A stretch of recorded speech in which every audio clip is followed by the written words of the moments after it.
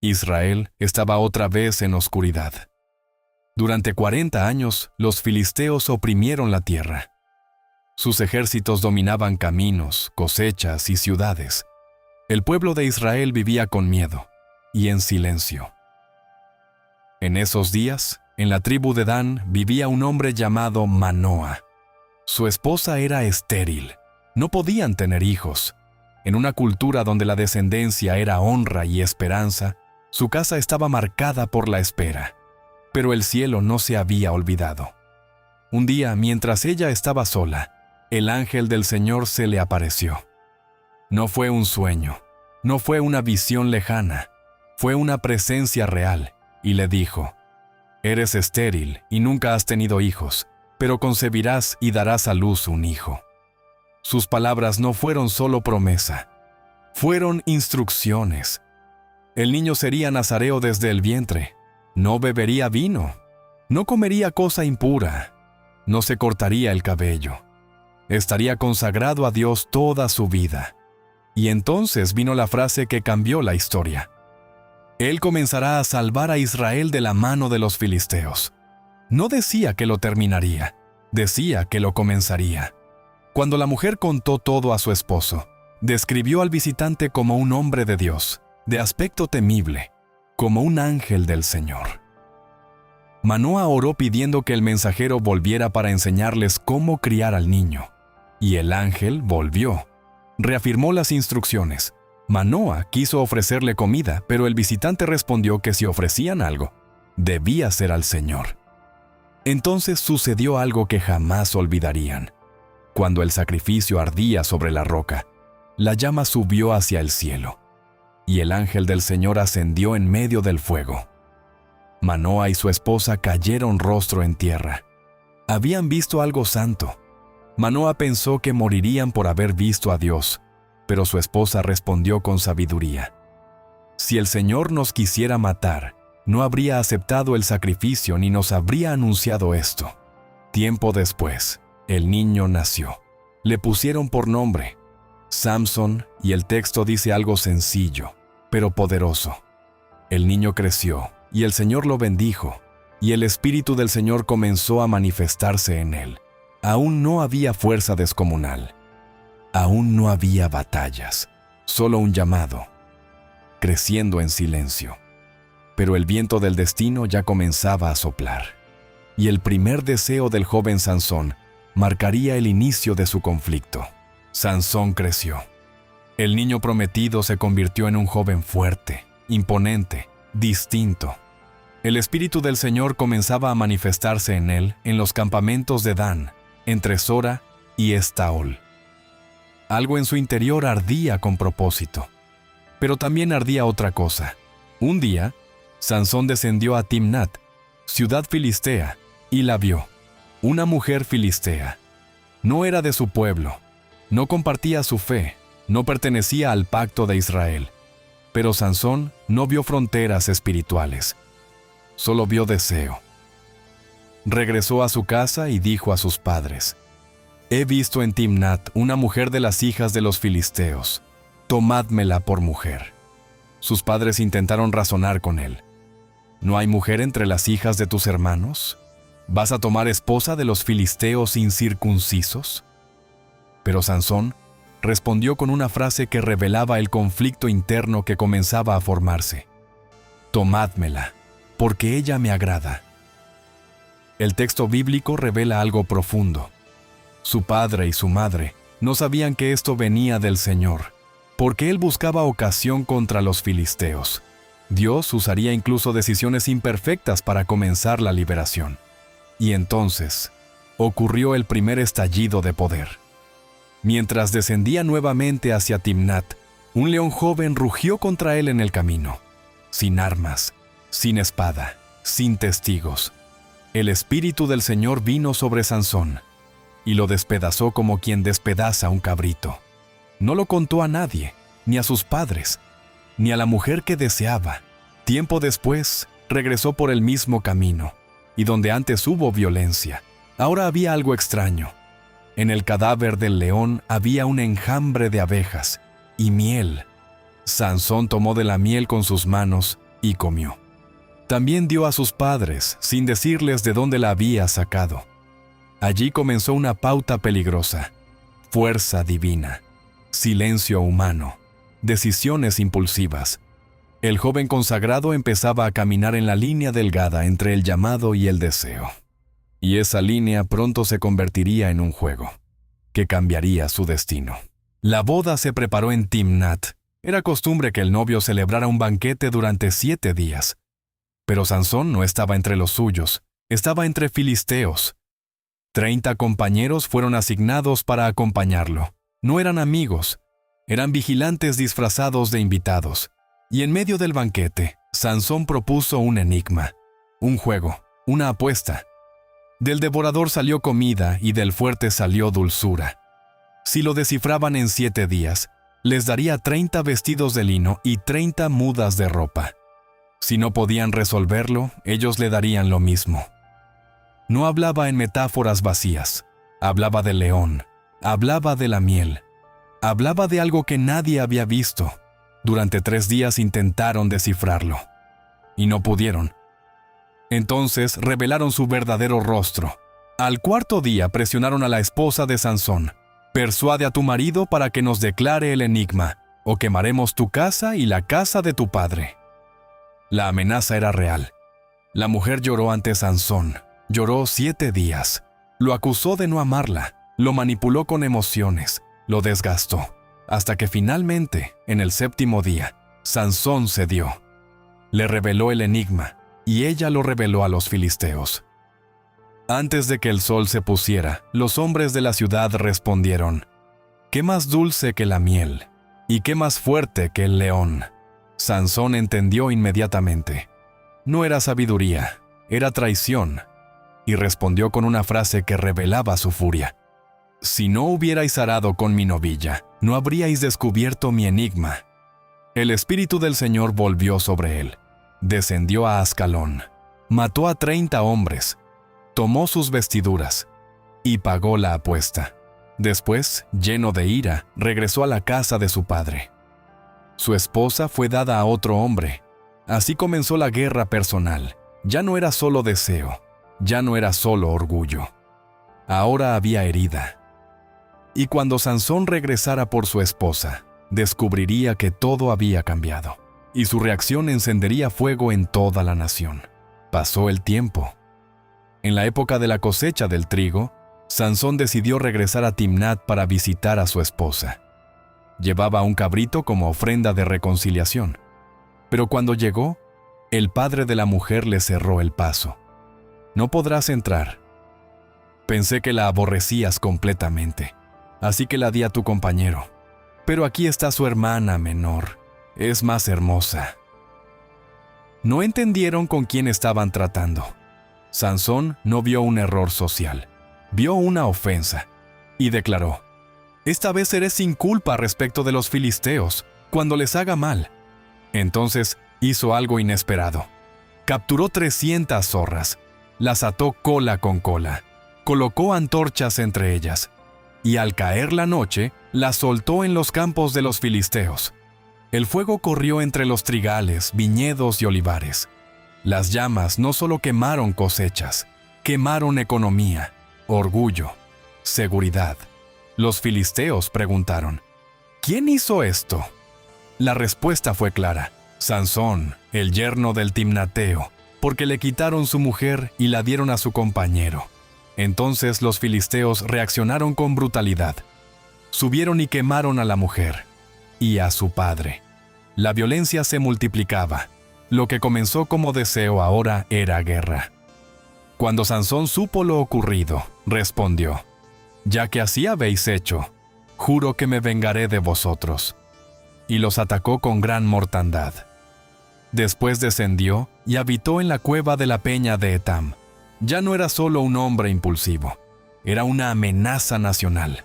Los filisteos no podían ignorarlo más, y si no podían atraparlo solos, usarían a su propio pueblo contra él.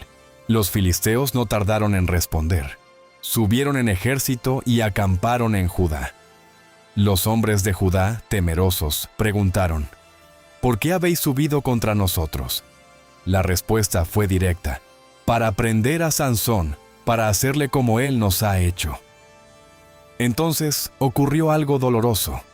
3,000 hombres de Judá descendieron a la peña de Etam, donde Sansón se refugiaba.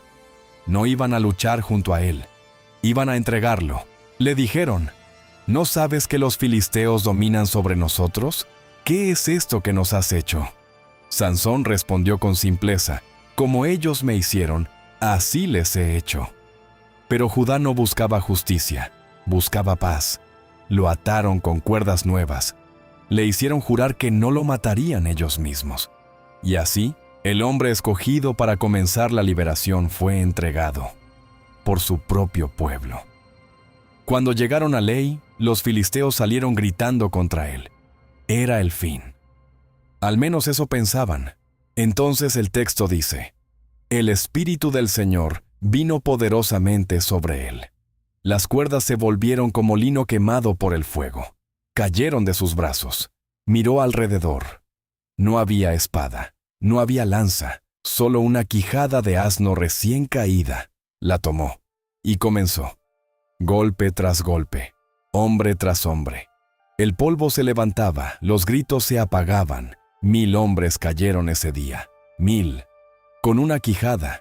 Y Sansón exclamó en poesía guerrera: con la quijada de un asno, montones sobre montones. Con la quijada de un asno maté a 1,000 hombres. Pero la victoria dejó sed, gran sed. Y por primera vez, Sansón no habló con arrogancia. Clamó a Dios: tú has dado esta gran salvación por mano de tu siervo. Moriré ahora de sed y caeré en manos de los incircuncisos. Dios respondió. Abrió una fuente en Lei, y Sansón bebió. Y revivió. Allí llamó al lugar En-Hacore, la fuente del que clama, y juzgó a Israel por 20 años en los días de los filisteos. Parecía que había aprendido.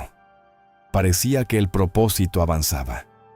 Pero el mismo hombre que vencía ejércitos aún no había vencido su debilidad interior, y en Gaza volvería a acercarse al peligro. Habían pasado años. Sansón juzgaba a Israel. Su nombre era temido entre los filisteos. Era leyenda viviente. Pero la fuerza no había eliminado la imprudencia. Un día, Sansón descendió a Gaza, y allí vio a una mujer. Entró a ella. La noticia corrió rápidamente por la ciudad.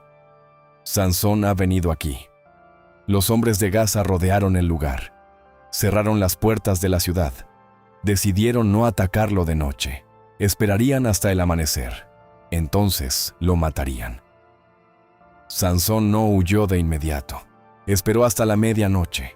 Se levantó en silencio. Caminó hacia la puerta principal de la ciudad, una estructura enorme, reforzada con barras de hierro, símbolo de seguridad y poder. Tomó las hojas de la puerta, los postes, la barra, y los arrancó de su lugar. Los levantó sobre sus hombros y caminó con ellos cuesta arriba hasta la cumbre del monte frente a Hebrón. No solo escapó, humilló a toda la ciudad. Las puertas, que representaban autoridad y protección, quedaron expuestas. Pero este acto revelaba algo más profundo. Sansón jugaba con el peligro, se acercaba al borde, y confiaba en que siempre saldría ileso. La fuerza estaba ahí, el espíritu aún lo respaldaba, pero cada paso lo llevaba más cerca de su punto más vulnerable. Porque después de Gaza, apareció un hombre que marcaría su destino. Un hombre que no vino con espada, vino con palabras suaves y paciencia. Sansón volvió a enamorarse, esta vez en el valle de Sorek. Su nombre era Délila. No era una amenaza visible, no llevaba armadura, no levantaba espada. Pero los príncipes de los filisteos vieron en ella lo que no habían logrado con ejércitos. Se acercaron en secreto. Persuádelo. Descubre en qué consiste su gran fuerza y cómo podemos vencerlo. Cada uno de nosotros te dará 1,100 piezas de plata. No buscaban herirlo, buscaban entenderlo. Y Dalila comenzó el juego. Dime, te ruego, ¿en qué consiste tu gran fuerza? ¿Y cómo podría ser atado para ser dominado? Sansón respondió con burla. Si me atan con 7 mimbres verdes que aún no estén secos, me debilitaré y seré como cualquier hombre. Ella lo ató mientras él dormía. Filisteos estaban escondidos en la habitación. ¡Sansón! ¡Los filisteos sobre ti! Él rompió las cuerdas como hilo quemado. Dalila insistió: «Te has burlado de mí». Sansón volvió a mentir. «Si me atan con cuerdas nuevas que nunca hayan sido usadas». Lo intentaron. Las rompió. Ella persistió. «Si tejen las 7 trenzas de mi cabeza con tela». Lo hicieron, y él arrancó el telar. Era un juego peligroso. Cada mentira lo acercaba más a la verdad. Cada intento rompía un poco más la barrera de su secreto. Dalila no atacaba con fuerza, atacaba con desgaste. Día tras día lo presionaba, con palabras, con lágrimas, con insistencia. El texto dice algo crucial. Le presionaba cada día con sus palabras, e importunándole, su alma fue reducida a mortal angustia. El hombre que no temía a 1000 soldados estaba siendo vencido por persistencia emocional. Y entonces, cansado, bajó la guardia. Le dijo toda la verdad. «Navaja nunca pasó sobre mi cabeza, porque soy nazareo de Dios desde el vientre de mi madre. Si fuere rapado, mi fuerza se apartará de mí y me debilitaré». Por primera vez, no fue juego, fue revelación. Y Dalila supo que esta vez hablaba en serio. Mientras Sansón dormía sobre sus rodillas, un hombre entró y comenzó a cortar, hebra por hebra, consagración por consagración. Y cuando despertó, pensó que sería como antes, pero esta vez era diferente. El cabello cayó al suelo, silencioso, irreversible. Dalila gritó como en las veces anteriores: «Sansón, los filisteos sobre ti». Él despertó confiado. Pensó: «Saldré como las otras veces y me escaparé». Pero el texto declara una de las frases más trágicas de toda la Escritura. No sabía que el Señor se había apartado de él. No fue la tijera, no fue el cabello, fue la presencia. Los filisteos lo tomaron. Esta vez no hubo resistencia, no hubo fuerza, no hubo ruptura de cuerdas. Lo apresaron, le sacaron los ojos, lo llevaron a Gaza, lo ataron con cadenas de bronce y lo pusieron a moler en la cárcel. El hombre que arrancó puertas ahora giraba una piedra. El juez de Israel se convirtió en espectáculo. El libertador comenzó a sentir el peso de sus decisiones. Pero en medio de la oscuridad, algo comenzó a suceder. El texto dice: «Y el cabello de su cabeza comenzó a crecer». No habla solo de cabello, habla de tiempo, habla de reflexión, habla de proceso. Mientras los filisteos celebraban, creían que su dios Dagón había vencido al Dios de Israel. Organizaron una gran fiesta en el templo de su Dios. Miles se reunieron. «Llamad a Sansón para que nos divierta». Lo trajeron. Ciego, humillado, guiado por un muchacho. Pero el hombre que había perdido la vista comenzaba a recuperar claridad. Pidió al joven que lo guiaba: «Déjame palpar las columnas sobre las que descansa la casa, para apoyarme en ellas». No era solo apoyo físico, era posición estratégica. Y por primera vez en mucho tiempo, Sansón no habló con arrogancia, oró: «Señor Dios, acuérdate ahora de mí y fortaléceme, te ruego, solamente esta vez, para que de una vez tome venganza por mis 2 ojos». No pidió vida, pidió propósito, y lo que sucedería a continuación sería más grande que todas sus victorias anteriores. El templo estaba lleno. Hombres, mujeres, gobernantes filisteos. Aproximadamente 3000 personas estaban sobre el techo, mirando, riendo, celebrando la caída del hombre que una vez los aterrorizó. El nombre de su Dios era exaltado. El nombre del Dios de Israel era burlado. Y en medio del ruido, Sansón oró. No hubo espectáculo, no hubo gritos, solo una petición sincera: «Señor Dios, acuérdate de mí». Era la oración más pura que había pronunciado en años. Colocó sus manos sobre las 2 columnas centrales que sostenían el edificio, una a su derecha, otra a su izquierda, y dijo: «Muera yo con los filisteos». Se inclinó con todas sus fuerzas. No era fuerza humana, era el Espíritu regresando para cumplir el propósito anunciado antes de su nacimiento. Él comenzará a salvar a Israel de la mano de los filisteos. Las columnas cedieron, la estructura tembló, el techo colapsó. El templo cayó sobre los gobernantes y sobre todo el pueblo que estaba dentro. El texto dice algo poderoso. Los que mató al morir fueron muchos más que los que había matado durante su vida. Su mayor victoria ocurrió cuando dejó de confiar en sí mismo y volvió a depender de Dios. Sus hermanos y toda la casa de su padre descendieron, recogieron su cuerpo y lo sepultaron entre Sora y Estaol, en el sepulcro de Manoa su padre. Había juzgado a Israel por 20 años. Fue fuerte, fue impulsivo, fue usado por Dios, fue quebrantado por sus decisiones, pero en el final cumplió su llamado. Sansón no fue un héroe perfecto, fue un hombre con propósito, que aprendió tarde que la verdadera fuerza no estaba en sus brazos, sino en su consagración. Y así terminó la historia de Samsón, una historia de poder, debilidad, caída y redención.